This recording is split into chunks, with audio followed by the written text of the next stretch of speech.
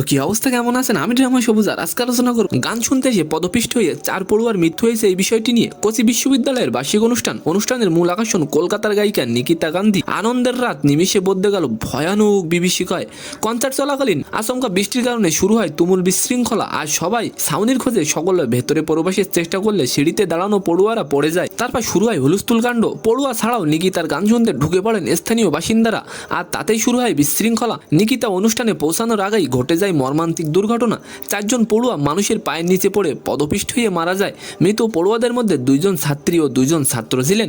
এ ব্যাপারে শিল্পী নিকিতা বলেন, কোচিতে যা হলো তা আমার হৃদয় ভেঙে দিয়েছে। আমি নিস্তব্ধ ও শোকে স্তব্ধ। আমার পৌঁছানোর আগেই এমন একটি মর্মান্তিক ঘটনা ঘটে গেল। তিনি আরো বলেন, মৃত পরিবারের জন্য প্রার্থনা করছি। মূলত অডিটোরিয়ামে ঢোকা বা বাহির হওয়ার জন্য একটাই দরজা ছিল, যার ফলে আচমকা বৃষ্টি আসে, সবাই ছাউনির খোঁজ করায় প্রচণ্ড হুলস্থুল কাণ্ড লেগে যায়, যার ফলে এই ঘটনাটি ঘটেছে।